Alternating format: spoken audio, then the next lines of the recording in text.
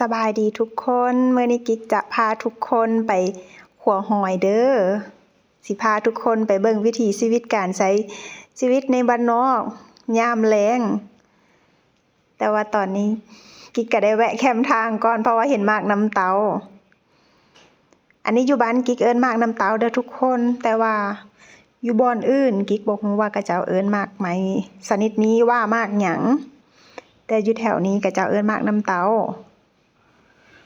หมากน้ำเต้านี่กิ๊กเคยกินตั้งแต่น้อยจนใหญ่เพราะว่าตั้งแต่สมัยยังน้อยๆแหละแบบมันเป็นหมากไม้ป่าที่หากินง่ายอยู่แถวบ้านแซ่บหลาย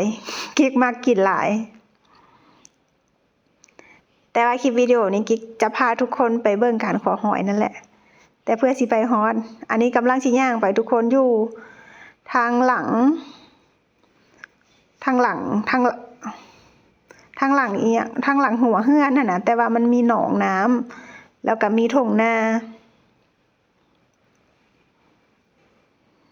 ตอนนี้กำลังจะพาทุกคนไปแล้วย่างไปเลาะมากับไปพออีกไปเห็นอีกซ่องอีก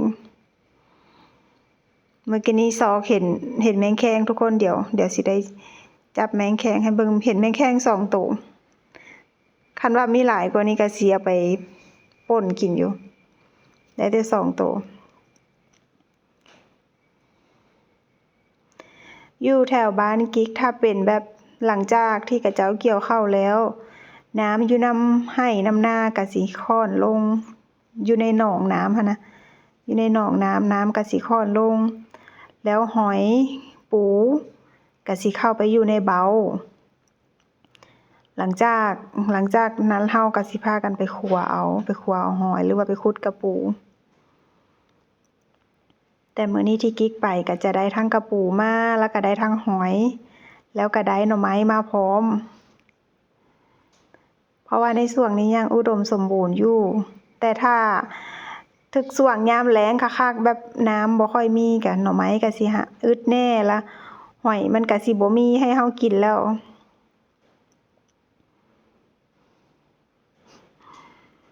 จับแมงแคงมื้อกี้นี้ กินแมงแคงติดมือกินแห้งขนาดเลยยังเล็งอยู่ได้ยังบ่ยอมไป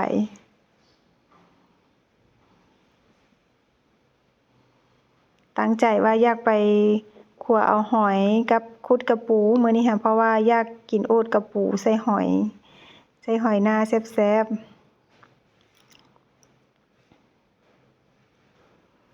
บรรยากาศทางไปนาแต่ว่าอยู่ข้างเฮือนนี่แหละทุกคนอยู่ทางหลังเฮือนย่างออกไปหนทางอันนี้ก็กระเจ้าสิแบบสามารถขับรถจักรผ่านไปได้เลยแบบสบายเลยเป็นทางรถจักรทางรถไถเที่ยวไปนากระเจ้าพวงนี้ได้ไปเป็นปัวใหญ่ๆเลยยังบ่พอทุกคนยังพีอยู่อดใจรอเด้ออีกจักหน่อยได้เห็นแหละไปขัวหอยขัวไปขัวมาเห็นเบ้ากบทุกคนขุดไปขุดได้กบน้อยตัวนึงอันนี้ก็สิข้ามคันไดขึ้นไปเข้าไปในนาแล้วแต่ว่าบ่แม่นนาเจ้าของเด้เป็นนากระเจ้านาคนในหมู่บ้านนี่แหละแต่เฮาสามารถไปได้เพราะว่าอยู่แคมห้วยน้ำแบบผู้ใดก็สามารถไปหากินได้หั้นนะไปเห็นข้าวนากระเจ้าสะอ่อนเด้ทุกคนเอ้ยข้าวนางามแท้งามว่ากำลังพอดีเกี่ยวเลยแบกมาน้อยไปนำมื้อนี้ค่ะเพิ่นสิย่างกับอีต้นเพิ่นได้อุ้มเอาซะทางมันไกลแน่มากับเอื้อยแล้วก็อายมาขัวหอยมื้อนี้อาศัยอายมาแบบขุดกระปูให้ แฮงแขนใส่แฮงแขน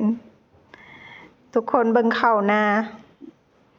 ความงามแบบเห็นแล้วแบบสุขใจขนาดบรรยากาศดีม่องขัวหอยก็สิอยู่ในบุ้งหั่นแหละทุกคนเด้ใกล้สิมาฮอดละย่างตามแคมป่ามาเลาะมากำลังแนมเบิ่งอยู่ตอนนี้ว่ามันสิมีม่องขัวหอยอยู่บ่วะ กำลังซอกเบิ่งบ่อนขัวหอย แต่ว่าเห็นแล้วแหละจุดที่หอยขึ้นค่ะทุกคน เพราะว่าต้นแบบผักขี้นาเต็มเลย ให้ทุกคนเบิ่งข้าวนากระเจ้างามแฮงธรรมชาติหลาย เห็นภูเห็นผาพร้อม เพราะว่าอยู่บ้านค่อยมีภูผาหลายหน่วยอยู่ติดกันเลย อยู่ใกล้ๆนี่แหละปั่นรถทีบหรือว่าขับรถจักรไปก็ไกลๆเดียวก็ฮอดบางบ่อนก็น้ำยังบ่ทันแห้งคักปานใดทุกคนยังมีน้ำอยู่เป็นห้องเป็นอ่างอยู่ แต่ว่าเห็นแล้วมองคอหอยค่ะเบิ่งแดดคือสิแห้งได้ทุกคนแต่ว่ามื้อนี้อากาศหนาวอยู่บ้านค่ะในจุดที่แบบมีผักขี้นาอยู่ในนี้ค่ะหอยเต็มเลยทุกคนสามารถคั่วได้เลยคั่วเอาได้บ่แก่หลาย กำลังสีจุดได้สีจุดให้เอ้ยว่าหม่องนี้เด้อหอยลงหม่องนี้เด้อหอยลงบอกเพิ่นนะอันนี้ก็ลองสับเบิ่งแต่พวกเขาสิพากันไปขัวอยู่ในร่มก่อนทุกคนเพราะว่าร้อนแดดหั่นนะสิตาครึงก็เนี่ยอันนี้ขุดกับปู่ทุกคนขุดไปขุดมาแล้วได้กบน้อยตัวหนึ่งจับขึ้นมาผักสะแงงก็หลายแท้หลายว่าอยู่ในทุ่งนาค่ะพอเดี๋ยวเก็บเอามาตากแห้งเนี่ยมื้อนี้ ได้ทั้งกบน้อยได้ทั้งกระปูได้ทั้งหอยแล้วก็ได้ทั้งหน่อไม้ทุกคนผักสะแงงอีกครบเลยแบบของป่าของบ้านนอก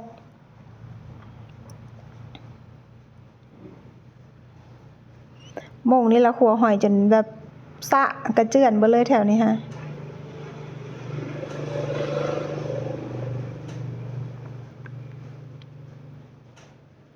ดินยังเปียกๆอยู่ทุกคนยังบ่แห้งปานใด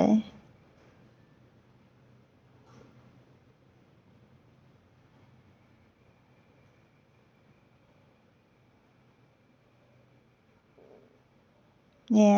ได้เต็มกระคุแล้วทุกคนหอยอยู่แถวนี้บ่หน่วยใหญ่ปานใดแต่ว่าโตตุ้ยทุกคนข้างในแบบแน่นตอกๆเลยกระปูก็ได้เต็มคู่หอยก็ได้เต็มคู่แล้วเดี๋ยวมื้อแลงกลับเมื่อว่าสิเฮ็ดโอทกระปูหั่นแหละใส่บักขี้หอยแล้วสิหาเก็บผักขี้ส้มแน่ทุกคนเอ้ยผักขี้ส้มด่างขมเอาไปใส่ขัวหอยอยู่ในร่มไม้ขัวมาเป็นตาอ่อนซ้อนแท้นั่งขัวหอยไปแล้วก็ลมพัดเย็นมาแบบอากาศโคตรดีเลย